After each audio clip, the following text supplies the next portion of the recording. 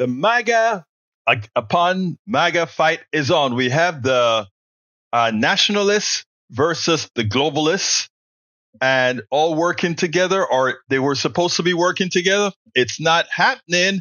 Bannon hates whom again? Elon Musk, and they're fighting. I want you to listen to this piece here, and then we'll take it on the other side. Don't look now, but there is new trouble in MAGA paradise between the two biggest, most powerful, best funded factions of the actual MAGA political movement. As a student of this movement, I can explain, and there's lots of coverage that plays out how the initial spark, the thing that brought this into public, was a disagreement over the issue of work permits called H-1B visas. They allow companies in the United States to hire foreign-born talent for specialized roles on a short-term basis. Steve Bannon's side and coalition is in one corner. Elon Musk's is pitted against them on the other side. It's a feud that boiled over on social media, one that escalated again over the weekend in the pages of none other than an Italian newspaper, of course. Steve Bannon attacking Elon Musk, suggesting this, quote, "He will not have full access to the White House. He will be like any other person." Quote, "He is a truly evil guy." This is Bannon saying this about Elon Musk. Quote, "A very bad guy. I made it my personal thing to take this guy down," end quote. Musk also said, Steve Bannon also said about Musk that he should, quote, "go back to South Africa." Quote, "Why do we have South Africans, the most racist people on earth, white South Africans? We have them making any comments at all on what goes on in the United States." Take me inside why Steve Bannon hates Elon Musk so much, and then talk a little bit about Musk's efforts to retaliate and take some of Bannon's allies off of the platform Musk runs, X. Yeah, some of this goes back a long way. These guys were going at each other, I think, back in 2018. I think the interesting thing about this, Nicole, because you have to be judicious in discussing the MAGA infighting, because these are a lot of children and, having a food fight in a cafeteria at some level. And, Bannon's mad at so-and-so and so-and-so's mad at Bannon. It's kind of like, who cares at some point? But this one actually does matter because it is a fundamental rupture in the coalition. Like, for the coalition to survive, they need the nationalist Steve Bannon wing, which is I would call OG MAGA, the anti-immigrant, anti-trade, America first, if you will. That's sort of the Bannon lane, and then you have Musk, who is really a globalist at his core, but has kind of brought in these tech bros that were, radicalized by COVID or whatever. They might be quote unquote anti-woke, but they're not like meaningfully MAGA across all these policy issues. And Musk, in his case in particular, does business in China and is on the take from China, which again is fundamentally at odds with kind of the America First crowd that does not believe that the U.S. should be doing friendly business with China, doing friendly business with the world, that we should be decoupling from China.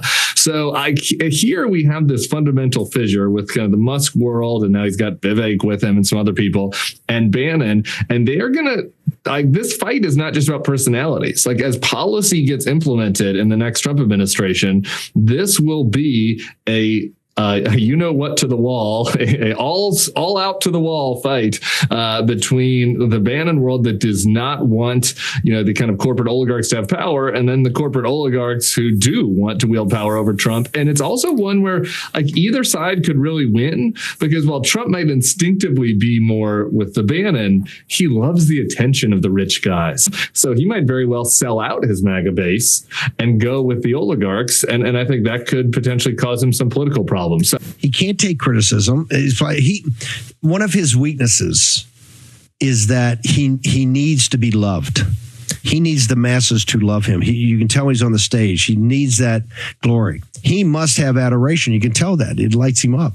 So then when the platform, when his apparatus turns against him, and particularly people that cheered him, saying, "Hey, we hate what you're doing to this country. We know now that you're lying to us, bald-faced lie. These are not higher skilled people." When they turn, all of a sudden he has to go to what is the Chinese credit score?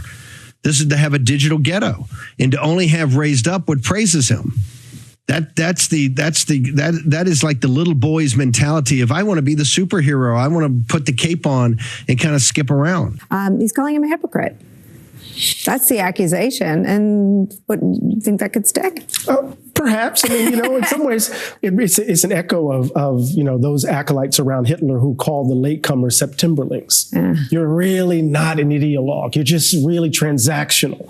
And then on the other side of it, right, the Musks and the Ramaswamis and all this actually reveal the grifting side of Trumpism, right? And this is a kind of nationalist movement. This is our country. And then there's the other side of it. He's not really a man. He called him a little boy. Right. He's not a manly man in some way. I think there's something in here that's, effeminate too, right? When he's prancing around the stage. Exactly. And then that line, he's the most racist of all. He's a racist South African. I was like, oh my God, isn't that the irony of all ironies? I had my brain in it. Exactly. So you have, again, what we talk, this collision of populist, right-wing populism and the corporatist. And they're all in MAGA world. And the question is, that's not an issue of personality. Those are ideological currents that have been at the heart of this movement from the beginning. If Bannon and his minions decide they're not going to turn out in the midterms for a party that sells out to Elon Musk or sells out to H-1B immigrants,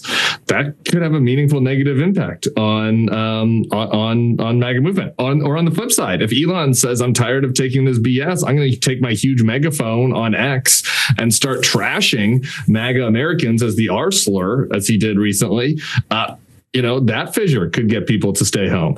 And I think that from the Democrat side of things, whether any of these people are gettable, I think maybe so. This might be a really hard to hear triggering thing for some Democrats, but maybe there's just like one shred of a lesson from Bannon's anti-Musk message, right? Maybe the Democrats could kind of pick up this populist mantle of going after the big tech oligarchs, saying they don't actually care about your interests. They only care about themselves. Like there might be a little bit of a potential shared message there that could be resonant for the Democrats. Trump won by 237,000 votes across 7 states. I mean, every event, every fissure, to use your word, Tim, matters. And this one feels like a big one that isn't going away anytime soon. First of all, I am sorry, Mr. Bannon. I think you're losing the battle because it turns out that Elon Musk is in the White House. And guess who's not? You, Mr. Bannon. So the oligarchs, the guys with the billions, as usual in America, the parasites, they are the ones that get the spoils. And the folks that are closest to the people, you, my dear Bannon, you are much closer to the MAGA base than Elon Musk is.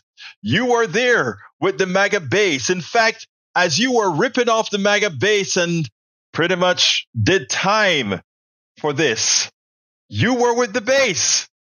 Elon Musk, well, he's there for the government contracts. Well, I tell you what, folks, I am making a little bit of fun here, but the reality is that fight within the MAGA base proves one thing, and that is that coalition is unsustainable.